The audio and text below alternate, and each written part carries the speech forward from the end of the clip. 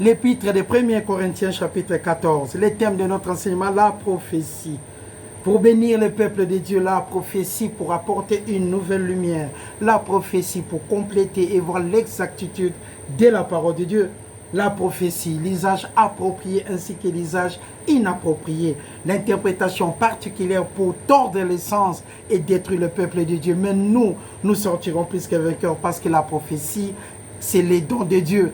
Il nous a donné sa grâce, il a rendu disponible sa parole complètement complète, absolument complète. Cependant, il y a des gens qui ne comprennent pas que Dieu est tellement bon, qui font des choses inappropriées pour détruire le peuple de Dieu. Mais sachez-les, à la fin, c'est toujours la vérité qui gagne.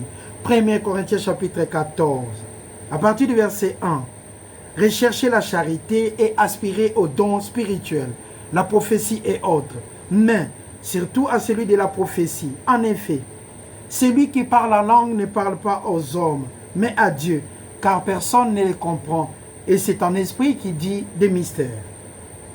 Celui qui prophétise au contraire parle aux hommes, les édifie, les exhorte et les console. Celui qui parle la langue s'édifie lui-même, et celui qui prophétise édifie l'Église, le corps de Christ. Imaginez-vous, vous faites de l'interprétation particulière, vous détruisez, vous amenez de l'amertume dans le corps de Christ, parce qu'on nous dit dans la parole de Dieu, la prophétie console, exhorte et bénit le peuple de Dieu. Regardons encore à partir du verset 25, 24 et 25. Mais si tous prophétisent et qu'il survienne quelques non-croyants qui ne comprennent rien, un homme du peuple, il est convaincu par tous, mais il est jugé aussi par tous.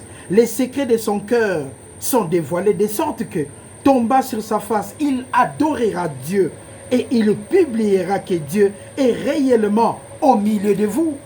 Si les choses sont vraies, aujourd'hui, mesdames et messieurs, peut-être on n'est pas encore victime, mais il y a des situations graves, très graves, à cause des prophéties issues des gens qui n'ont pas l'amour de la parole, des gens qui n'aiment pas Dieu, les gens qui détruisent la qualité, l'expansion de cette parole, les gens qui sont là pour amener de l'amertume dans le corps de Christ, en interprétant particulièrement la parole de Dieu pour leurs propres intérêts. La prophétie tombe toujours chez les riches dans l'église.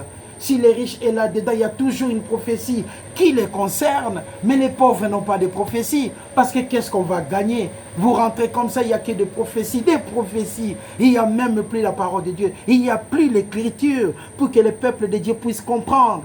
La parole de Dieu est utile pour être enseignée, convaincre et corriger, pour que le peuple de Dieu soit complètement complet. Que Dieu vous bénisse, à tous les pasteurs, que Dieu bénisse leur cœur. Les prophètes, que Dieu leur bénisse abondamment. Dieu est tellement bon qu'il vous a donné ses dons pour permettre à l'église d'être complètement complète et absolument complète parce qu'il est tellement bon. Au pasteur, Dieu vous a donné la parole. Vous que vous soyez là pour paître les troupeaux, afin que le peuple de Dieu soit complet, absolument complet. Les évangélistes, pareil. Les docteurs, la même chose. Pour l'écriture, tout ce qui est d'une manière exacte. Enseigner la parole de Dieu avec l'exactitude pour que le peuple de Dieu soit complet, absolument complet selon cette parole.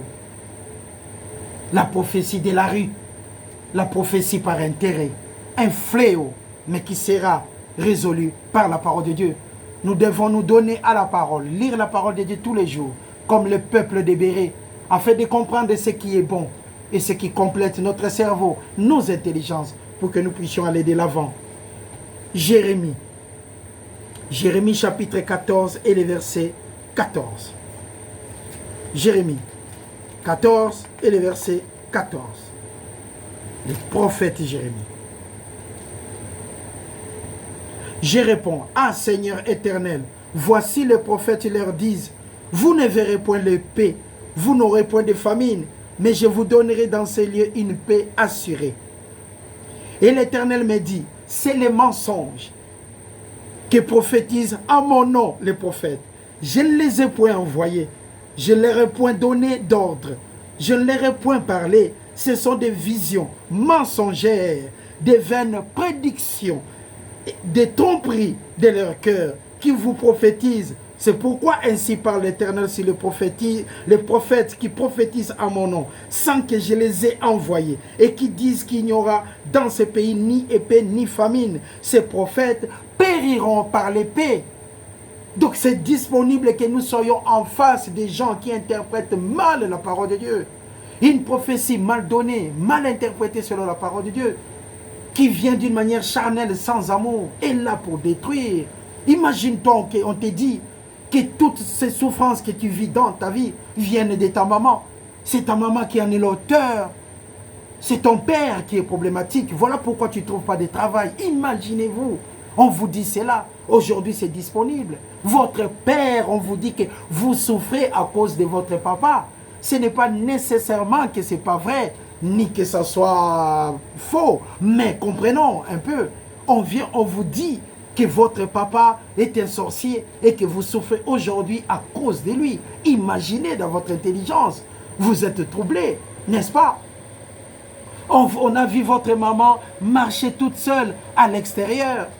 Tout le monde interprète que c'est une sorcière. Et un monsieur se présente que je vous donne cette prophétie que votre maman va vous détruire. Mais personne ne sait que votre maman souffre de la démence. Votre maman souffre d'une maladie, qu'elle n'est plus consciente de ce qu'elle fait. Mais c'est accordé directement qu'elle est sorcière. Vous abandonnez votre maman dans sa maladie. Elle ne mange plus. Elle est victime d'une prophétie. Votre papa aujourd'hui dans la rue, vous ne payez pas la maison pour lui parce qu'on vous a prophétisé qu'il est un sorcier. Ah mon Dieu! Or, au contraire, votre papa souffre tout simplement de la démence, d'une maladie chronique peut-être. Il a perdu sa mémoire. Et on vous dit qu'il est sorcier et vous l'abandonnez. Or, il est tout simplement souffrant par la prophétie de la rue. Vous abandonnez votre père, votre mère, votre famille. Mais Dieu est tellement bon. Et Dieu a dit à Jérémie, l'Éternel me l'a dit, c'est les mensonges que prophétisent en mon nom les prophètes. Je ne les ai point envoyés. Une interprétation tout simplement particulière. Mais Dieu est tellement bon. Nous sommes ses enfants et nous allons sortir plus que vainqueurs. Il y a des frères qui ont abandonné des frères et des sœurs qui sont partis de leur propre famille, abandonnés par leurs amis à cause d'une interprétation particulière, une prophétie de la haine pour détruire. Mais Dieu est bon. Nous avons des vrais prophètes dans nos églises. Nous avons des vrais prophètes sur cette terre qui sont là pour parler de la part de Dieu. Quand nous enseignons, nous parlons aussi de la part de Dieu, parce que la parole de Dieu est inspirée pour nous corriger, pour nous enseigner. Que Dieu vous bénisse. Quand vous comprenez la vérité, vous protégez vos amis, tous ceux qui vous entourent, vous protégez aussi vos familles. Que Dieu vous bénisse abondamment. Continuons pour comprendre. C'est pourquoi, ainsi parle l'Éternel sur les prophètes qui prophétisent à mon nom sans que je les ai envoyés et qui disent qu'il y aura dans ce pays ni épée ni famine. Ces prophètes périront par l'épée ainsi que par la famine. Et ceux qui prophétisent seront entendus dans les rues de Jérusalem. Par la famine et par l'épée, il n'y aura personne pour leur donner la sépulture. Que Dieu vous bénisse. Les livres de Matthieu. Matthieu chapitre 7. Mes frères et sœurs, nous sommes tellement dans des situations des fois compliquées qu'on ne trouve pas de solution. On ne trouve pas de solution et on se pose la question, mais ça vient d'où? Et pendant ces temps-là, il y a des gens de mauvaise foi qui vous écoutent. Ils les trouvent seulement un peuple de Dieu, quelqu'un qui parle de Dieu. Il lui dit, écoutez, viens, il y a une situation dans cette famille, prétends que tu sais ça, ça, ça, ça. À ce moment, tu peux donner une prophétie. Le monsieur vient, il vous dit que vous êtes en bonne santé, mais en réalité, vous souffrez. Vous avez une maladie telle, telle, telle, ça va sortir bientôt. Et vous vous imaginez, ah, hier j'étais à l'hôpital, on m'avait aussi parlé de ça. Sûrement, c'est un prophète. Il explique la situation, il dit, l'auteur de tout ce qui se passe, c'est votre maman, c'est votre cousin. Et la famille est scindée, ou soit divisée en plusieurs morceaux. Impossible, incroyable. Mais le peuple de Béret vérifiait toujours l'écriture pour comprendre si ce qu'on leur disait était vrai ou si ce n'était pas vrai selon l'écriture. Matthieu chapitre 7. Voilà pourquoi vous devez lire la parole de Dieu et beaucoup prier pour ne pas se retrouver dans des situations comme ça. Parce que Dieu est tellement bon. Tout est possible à celui qui croient. Matthieu chapitre 7, à partir du verset 12 et 14.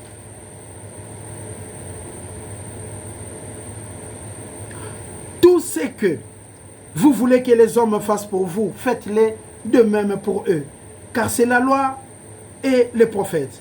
Entrez par la porte étroite, car large est la porte, spacieux est le chemin qui mène à la perdition. Il y en a beaucoup qui entrent par là, mais étroite est la porte, resserrez le chemin qui mène à la vie, il y en a peu qui les trouvent. Gardez-vous des faux prophètes.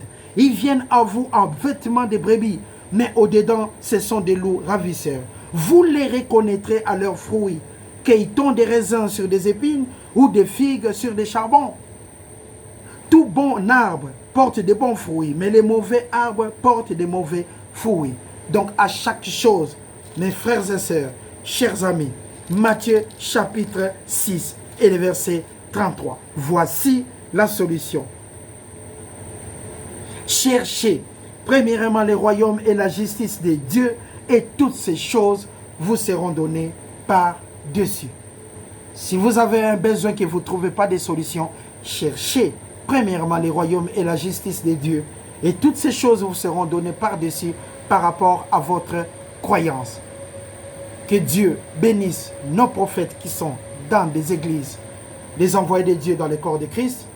Que Dieu bénisse les pasteurs dans le corps de Christ, les évangélistes et toute personne enseignant la parole de Dieu, afin que tout le monde comprenne que Jésus-Christ est le Seigneur. Et si tu confesses de ta bouche le Seigneur Jésus, et si tu crois dans ton cœur que Dieu l'a ressuscité des morts, tu seras sauvé. Mesdames et messieurs, frères et sœurs, chers amis, que Dieu vous bénisse et je vous souhaite un bon dimanche avec joie et simplicité de cœur. Tout est possible à celui qui croit. Au revoir. Merci.